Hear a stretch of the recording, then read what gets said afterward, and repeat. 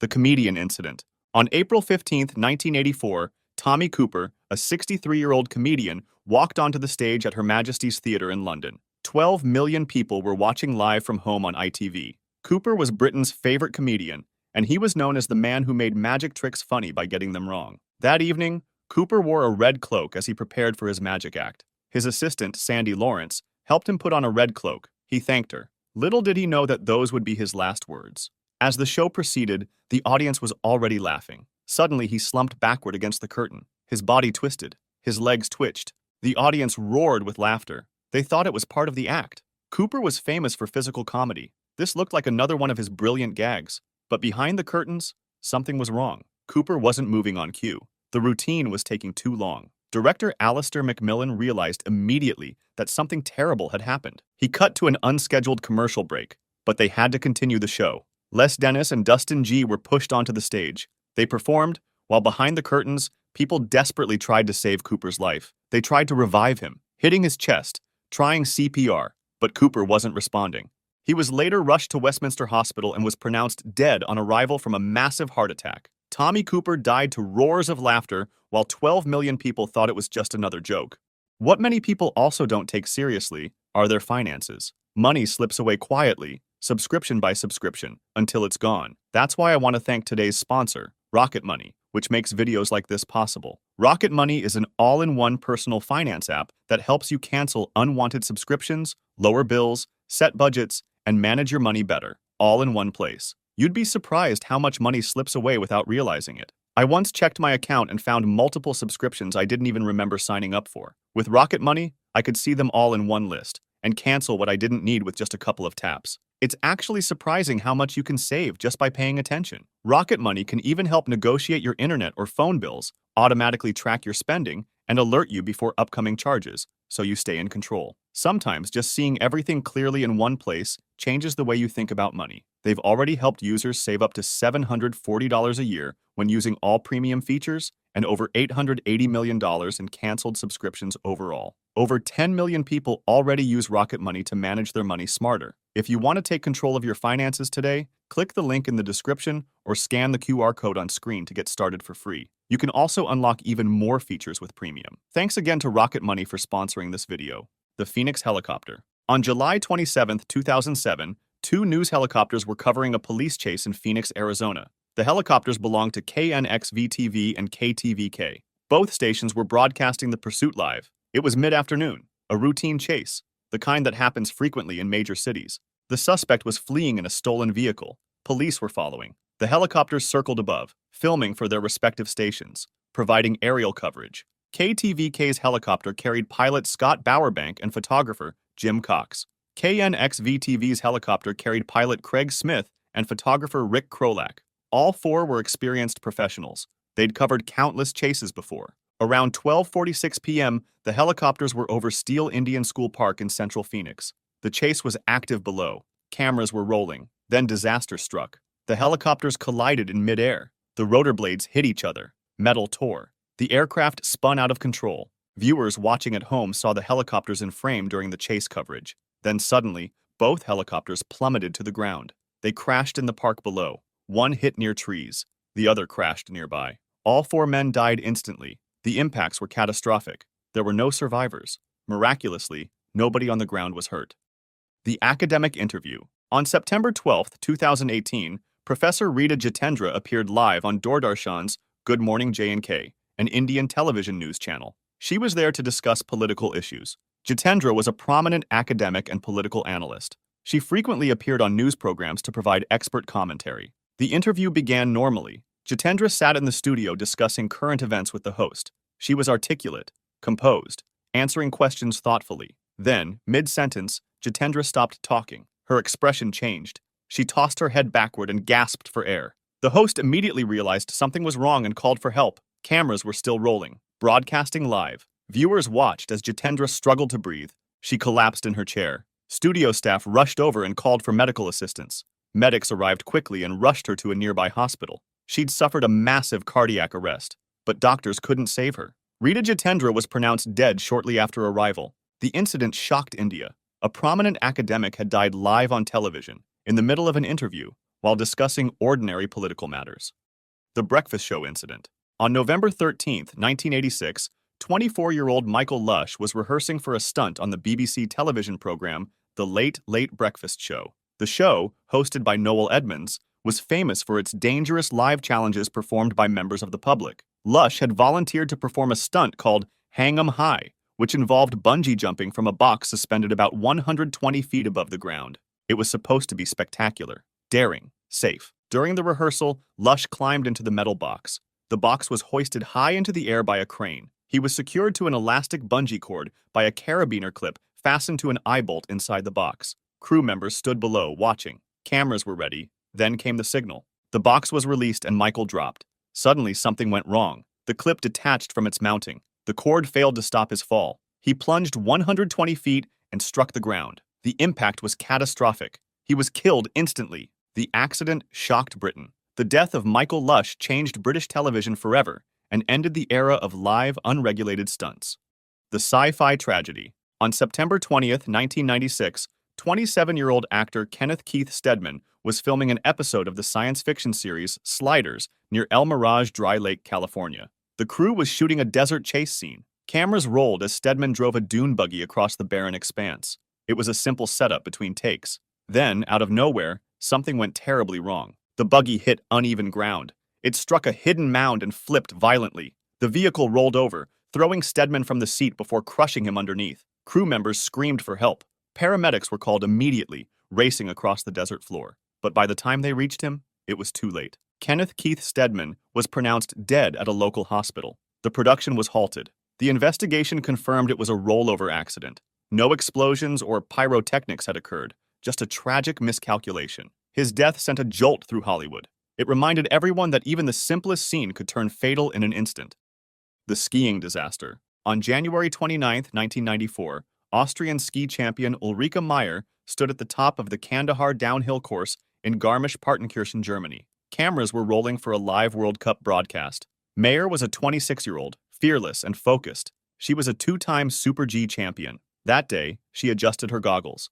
Everywhere fell silent. Just as the signal sounded, she pushed off. Her speed built instantly, about 62 miles per hour. She sliced through the course, every movement precise. But as she hit one of the fastest sections, something went wrong. Her ski caught an edge. In a split second, Meyer lost control. Initially, it was believed she struck a timing post, but later investigation concluded she likely broke her neck upon hitting the ground, not from a post impact. She then slammed into the safety netting with tremendous force. The sound was sickening. Rescuers rushed to her side. Medical teams tried to revive her, but Ulrike Meyer never regained consciousness. She was pronounced dead shortly after reaching the hospital in Murnau. The entire crash had unfolded on live television. The world of skiing was shattered.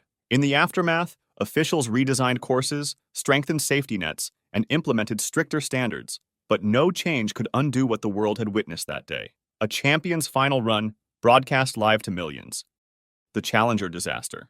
On January 28, 1986, the Space Shuttle Challenger was scheduled to launch from Kennedy Space Center in Florida. It was the 25th shuttle mission. 7 astronauts were on board. The launch was special because one crew member was Krista McAuliffe, a teacher. She was the first civilian selected to go to space. Schools across America tuned in. Classrooms filled with students watching live. Everyone was excited, inspired. Space exploration was coming to their classrooms.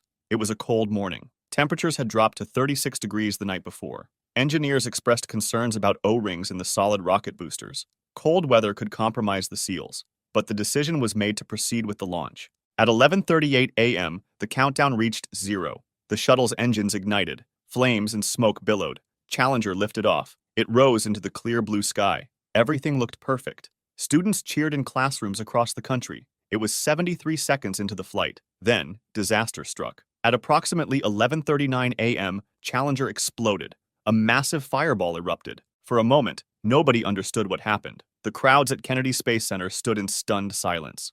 On television, commentators fell silent. The camera stayed on the smoke trail. The 7 astronauts were dead. Commander Dick Scobie, pilot Michael J. Smith, mission specialists Judith Resnick, Ellison Onizuka, and Ronald McNair, payload specialist Gregory Jarvis, and teacher Krista McAuliffe, all gone in an instant. The spacecraft fell for 2 minutes and 45 seconds, crashing into the Atlantic Ocean at over 200 miles per hour. The investigation revealed the O-rings had failed, just as engineers feared. And like that, a moment of hope turned into a moment of horror that defined a generation.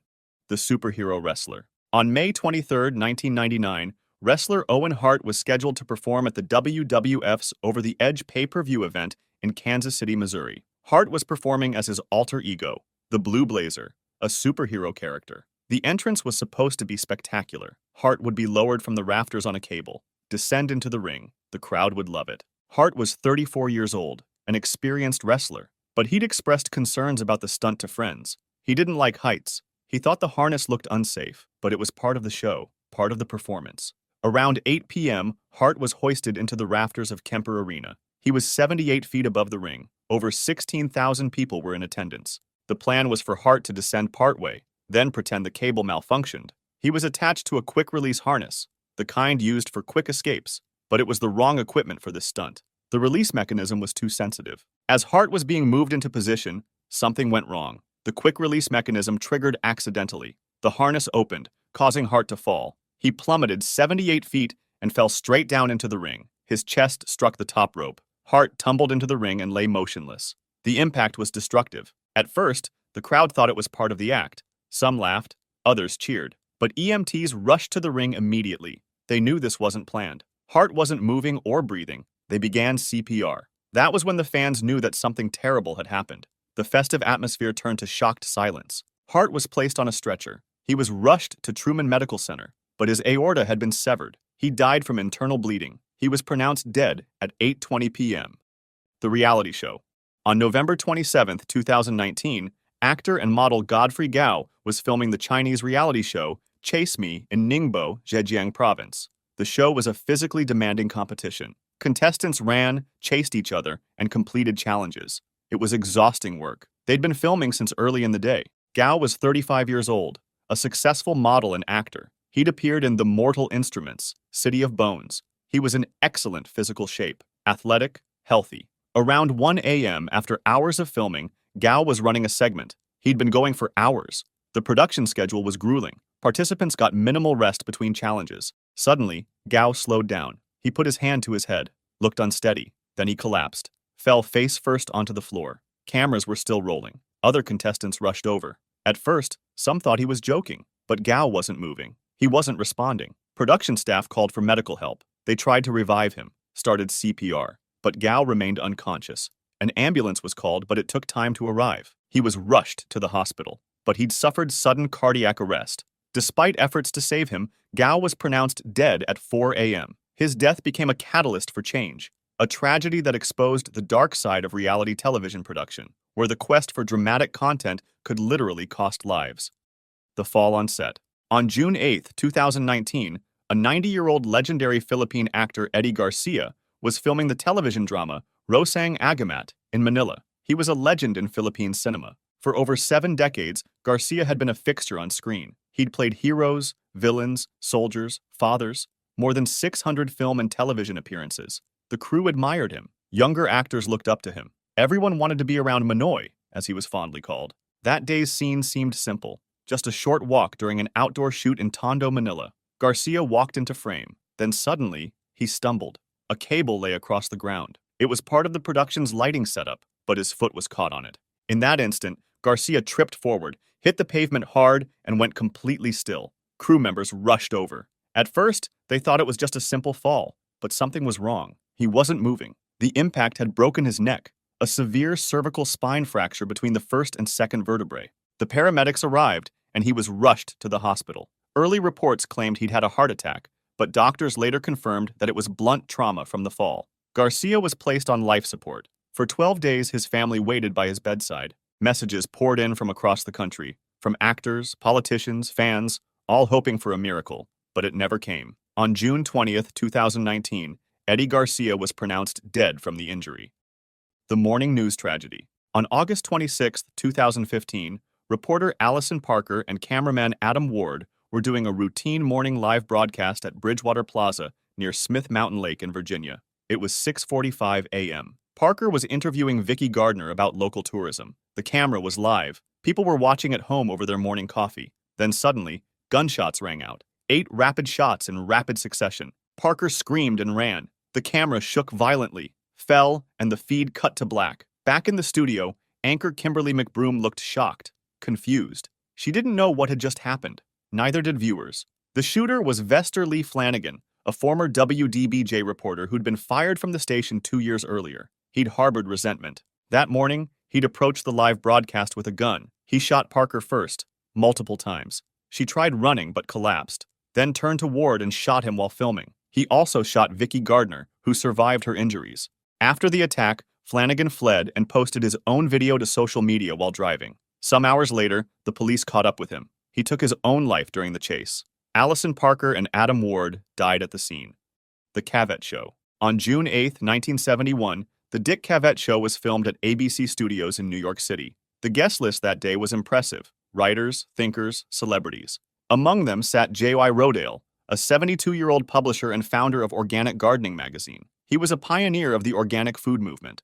Rodale was cheerful, lively, and proud of his work. During his interview, he spoke passionately about health, vitality, and the benefits of natural living. He joked that he would live to be 100. The audience laughed. Cavett smiled. Everything seemed perfectly ordinary. When his segment ended, Rodale stayed on stage as the next guest was introduced. The conversation continued. Cameras kept rolling. Then, without warning, something changed. Rodale leaned back in his chair. His head dropped. He stopped breathing. For a moment, the audience thought he was joking, maybe a part of the show's dry humor. But Cavett noticed something was wrong. He turned and saw Rodale motionless and eyes closed. At that moment, the laughter faded. Crew members rushed to his side.